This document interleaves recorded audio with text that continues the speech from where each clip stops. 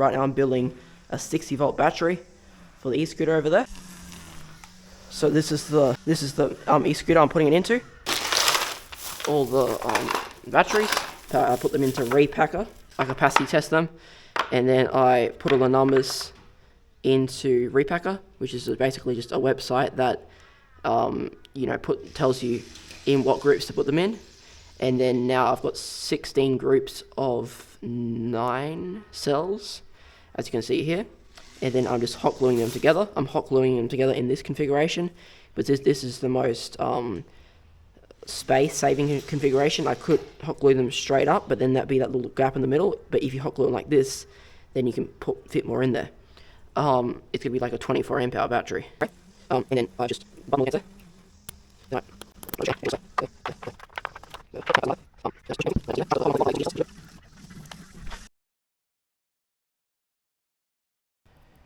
Okay, so here's one side that I've done.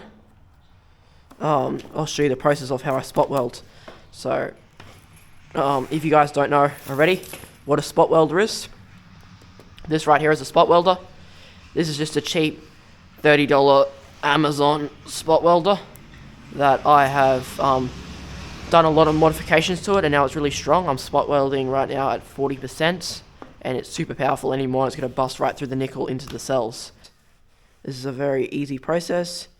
So I just placed it on all the positive ones here, and put one here, push it down with my finger, and then get the other one, push it on there, and then it beeps. 1, 2, 3. 3 beeps. And then by the third beep, it spot welds. Just like that, and then you just push it down. So spot welding is used for like spot welding cars and all that, like spot in the automobile industry, but it's also used for spot welding batteries together, like mine.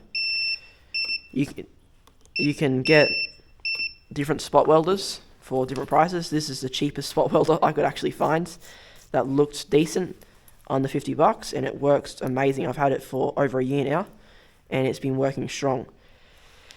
Only problem is this, that the voltage display is starting to go, like where it displays the voltage of the battery. So once it gets down to 10.3 volts, I have to stop. But since the voltage display isn't accurate anymore, after I spot weld all of these ones here, I'll just check to make sure what the actual voltage is, because right now it says 14.5, and that's obviously not the real voltage, because it's a 12 volt battery. So if it was actually at that voltage, it will be dangerously overcharged. So yeah, just continue putting that on there. Then after you do the parallel groups, then you do the series groups. The series groups is where it starts to get serious and dangerous. If you muck up on the series groups, it's not good. I mucked up on the series groups once. My finger was on it, and it completely got burnt. I accidentally shorted out. I put the plus and negative here. It was like a 36 volt battery, right? I accidentally put a nickel strip on between there, shorted out. My finger literally just went black in a millisecond. The nickel strip burnt up. But if you short out lithium ion with too thick a gauge wire, it could just blow up in your face. You have to be really careful that you don't do it wrong. All these batteries I'm using right here are salvaged from e-scooter packs, which is pretty ironic because I'm building this in for an e-scooter right now. These were salvaged from a 48 volt Dragon e-scooter. I have a supplier that gives me lots of them. I get per pack of Dragon batteries, like one faulty Dragon battery I can get for about $20, and there's about there's maybe 150 cells in there, so it's a pretty good deal. And if there's 100 cells, about 20 of them are bad. So out of all those, you get 80 good cells. So see here, this one doesn't have the positive ring, this thing here. So I get this, put it on here. So as you can see, I've cut all of these pieces here. But I need some more because I just ran out. So I come over here to my nickel strip. You can buy them in bulk, like bulk lots of nickel strip. I just bought this in like a 10 kilo batch from Temu. This is 0.2 by 10 millimeter nickel strip. It's a lot cheaper to buy it in bulk. I've got a bulk roll here, but I'm just using up the small amounts. This is 1 kilo of nickel strip for about $100. I'm just using up the small amounts because I have it.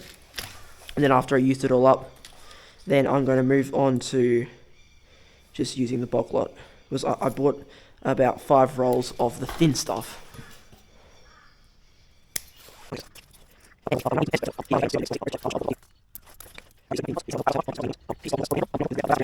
This can handle about 10 to 20 amps each. So I'm just going to be putting one here, one across here, and one across here. So 3. So it could handle about 60 amps. And then I'm just going to continue spot welding.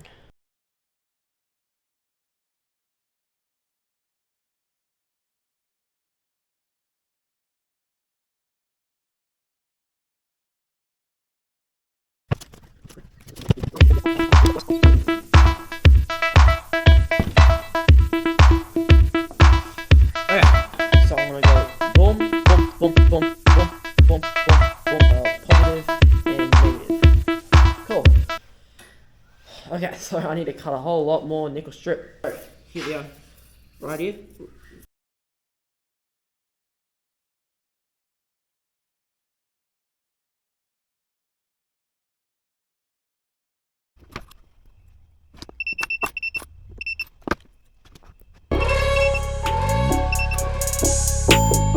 Okay, so I just showed you the time lapse just then of how I do this, but I'll just explain basically. So after you've done the one side of it, then it comes the other side. So the first side doesn't really matter if you muck up because you're not going to get electrocuted or burnt your fingers. But when you go the other side, this is when you're working with like live electricity right here. So technically, if I touch here and there at the same time, like just like that, I'm gonna get shocked. So don't do that. Maybe even wear gloves if you don't like getting shocked by electricity, because I've shocked myself a lot working on these batteries. So what you do is you put a little piece of nickel strip. You don't put it down here. You put it on. You don't put it across here because it will short out. You have to put it across there, and then across there, and across there. So you have to leave one in between. So you never put 2 together, right? So you only put it onto the next one. So for instance, after I've spot welded all these, then I go into here, spot weld this one together, and then I spot weld this one together, and then this would be the main negative of the battery, and this is going to be the main positive of the battery. And then I'm going to put a piece of nickel strip. I've got a special type, and it folds out, and I can fold it onto there, and then I'll solder on all the connectors, and then I'll show you how to install the BMS. So I'm just spot welding across just like that. And you might be wondering, how do I know if I spot weld it wrong? Well, you'll know because it will either blow up in your face, or it'll get really hot and start melting, or you'll just hear a bang. So that's how you know if it's failing.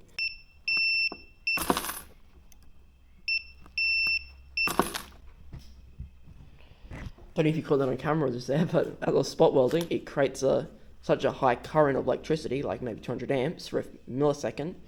It actually creates like an electromagnet, and it moves these pieces of nickel strip up to the wire, and then bang down again. So that's when I was spot welding, you would hear that noise because they were all rising up and going down. But as I was saying, I just go spot weld there, and then I'll be done. So yeah.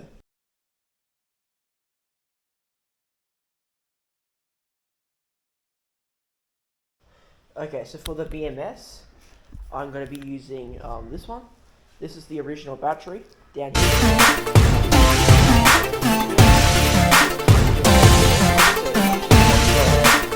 It's got the original, charging plug. I've also got the charger, and it's got the discharge plug, so just an XC60, and one of these cover-up plugs right here. I've also cut off all the balance wires. I'm just reusing it because it was working perfectly. It wasn't the BMS's fault. It was the cell's fault, and it was just this battery was just weird. The configuration it was. I mean, I could have fixed it, but I told him it was more cost effective if I made the battery like that, not like that. It would just take more time and it would cost more. So he was like, yeah, that's fine. He's got to raise the deck up a little bit so it fits. But this is really useful. So the only thing I have to solder on is the plus, these two wires, and the B minus, and then all the balance wires. So I don't have to do any soldering to the battery. It's also got a heat sensor, so it's an alright BMS. So what I'm going to do now is I'm going to hot glue this BMS to the battery. I'm going to hot glue it right here, just like that. So I'm going to hot glue it there so this wire here can reach the negative wire there. So yeah, I'm going to do that. I will show you how to buy a multi-million-dollar business without any experience. Okay, so next step in the battery build is to actually attach the wires for the BMS. So first I'm going to attach the positive wires. This is the main lead right here, as you can see, just right here. So I've got this one. This is going to attach to this one here and this one here. I've just got a piece of nickel strip. It's a special type. You can buy it for like $10 on Temu or eBay, and then you can just bend it around. And that's what I've done here. So I've done the normal straight nickel strip, and then I spot welders on top of it. So then I'm just gonna strip these two wires and solder onto here. So this is one of these wires is for the discharge, and one of these is for the charge. The thicker one is for the charge.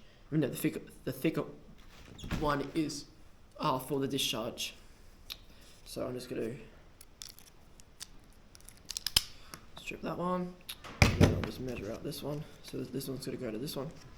So little tip, always cut your wires about 1 centimeter longer than you have to. It just helps you out in the long run because it's annoying having to solder up wires again. Pretty good.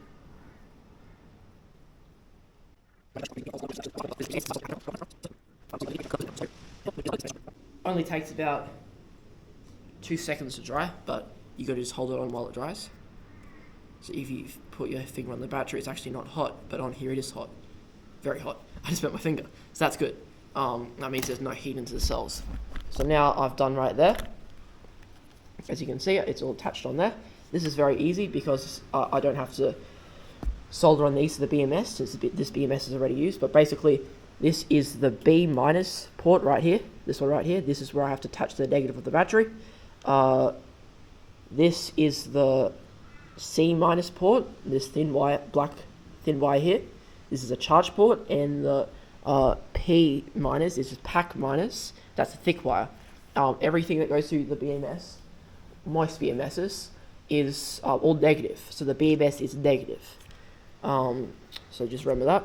So now I have to solder on the B minus to the main negative of the battery, which is right here.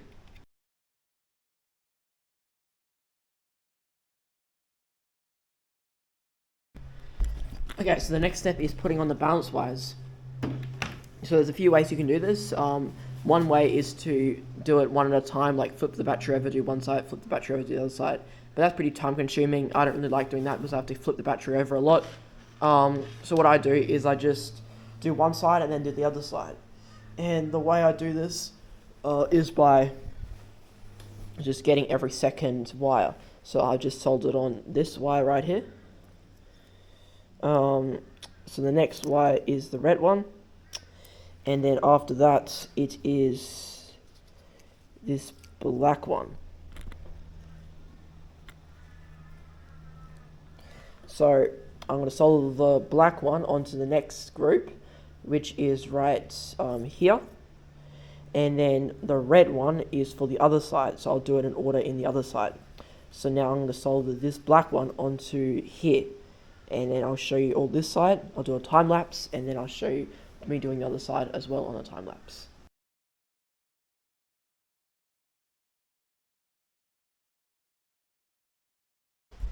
Okay, so now I've put all the balance wires on here. Now I'm going to balance the battery. So I've got a balancer over here. It's I bought it for 150 bucks on like AliExpress. It's actually pretty good. It's got Bluetooth to your phone, so you just plug it in here, and then after about 30 minutes it balances it out. So it just makes the battery a lot safer. So I'm just going to plug this into here. So you just line it up. So it's a small one, so you line it up into the smaller right here. And then you just plug it right in, and then I'll show you how I connect it all up. Okay, so I've got the balance. I plugged the balance wires in. So I'm just going to plug these two things into here, and it should beep up and start flashing. So plug one in there.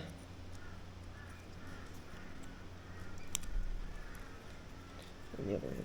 And if I've done this correctly, it should beep. Yes, just like that. Sick.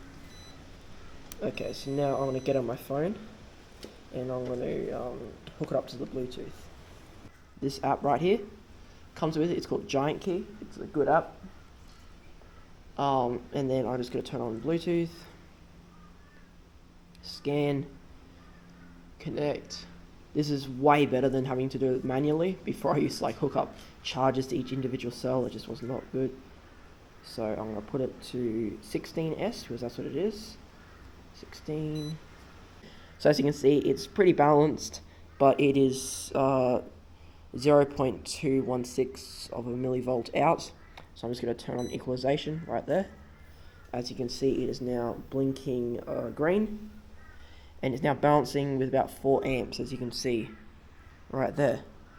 So now I'm just going to let this sit. It's going to take about maybe an hour to balance, and in the meantime I'm just going to just chill out, relax, probably ride my e-bike. Yeah, and then I'll come back once it's balanced, and I'll plug it into the BMS. I'll wrap it up. I was planning on actually wrapping it up in heat shrink right here, but it's too big to fit on, so I'm just going to wrap it up into black duct tape. Just works fine. Yeah, so it's a nice little 60 volt 24 amp hour battery. I'm going to do the top speed run and the range test, also probably in this video. Yeah, it's fun. I might just do the top speed run in this video, and then I'll do the range test in another video. But it'd be interesting to see how much range I actually get. The thing I love about building batteries is that I get to actually ride them. So I get to build this battery right here, and then I get to shove it in that e-scooter over there, and then I get to ride it. It's sick. Okay, it's been 40 minutes, and it's now down to 0.022, which is very good, but it still has to get down to 0.000. It's fully balanced, so it's got about, I don't know, 20 minutes left. It's been balancing for an hour. Yeah, so it's a little 2 amp, very slow charger. So it's going to take me about, since it's a 24 amp hour battery, 2 amp, it's going to take me 12 hours to charge up.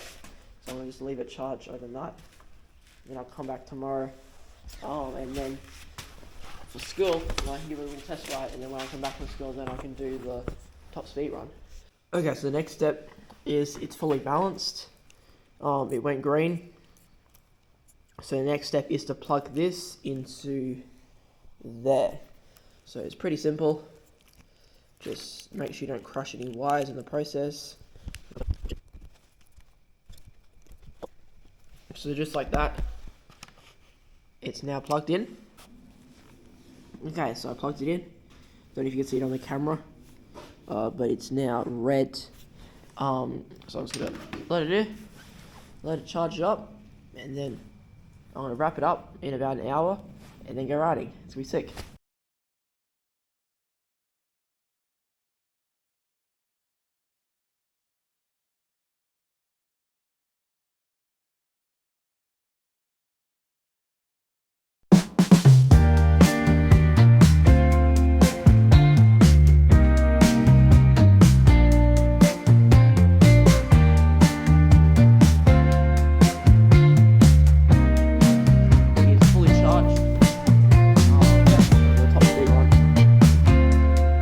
The reason why I wait until it's fully charged is because that means it's got to have the most amount of volts, and that means it's got to have the most amount of watts and speed. It's got to be really fun. So I'm just going to reel it out. Annoying thing with these scooters is that it's like a push to start thing. So you actually have to get on it and push it like this, and then it starts up. It's a bit annoying.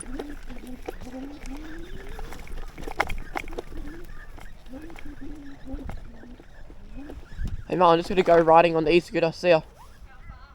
I'll just to the park and back.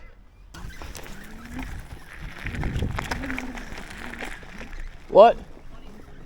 Yep. What is that squeaky noise? Okay, that's in there then.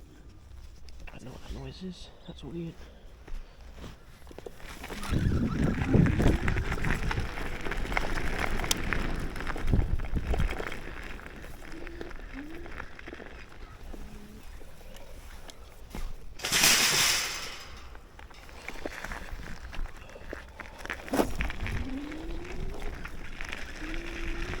Okay, so in level 1,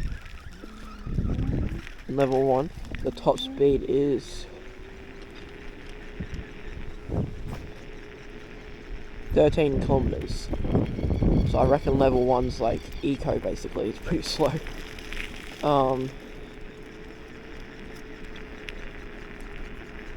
What? Why is it going when I've let off the throttle? Oh, I think that might be cruise control.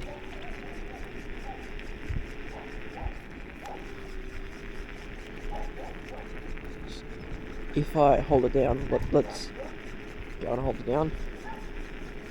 And then, yeah, cool. So if I hold it down for about, I think it's like 20 seconds, then it comes up with H, and then I can take my hand off it, and it's still going because it's on cruise control. And then you can get off cruise control by touching this, or touching this. So now let's test out level 2.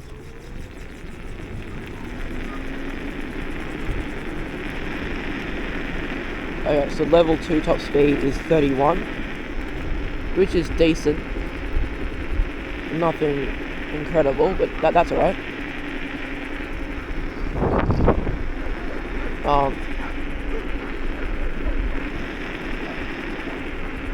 So 31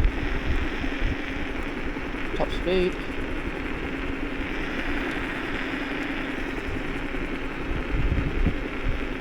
This controller is really weird. You can't actually turn the bike on and off. The only way to turn it on and off is to plug in the battery.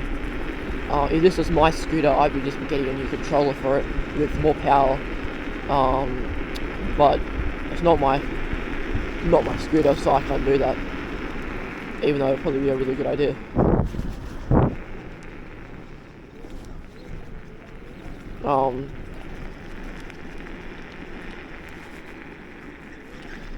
So time to test out level 3. Don't get my feeling gets what.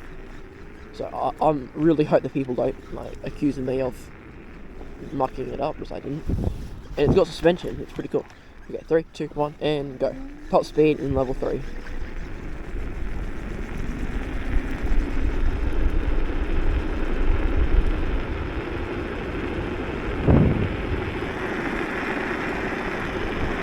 Okay, 40.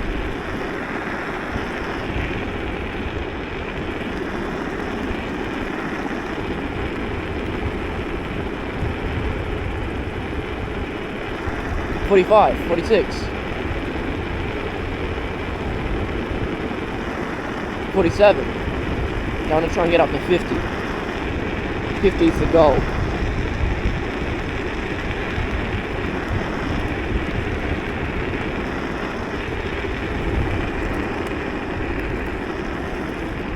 Yeah, so the max speed I got up to was 57. That's going downhill. The tire's flat. That was the noise.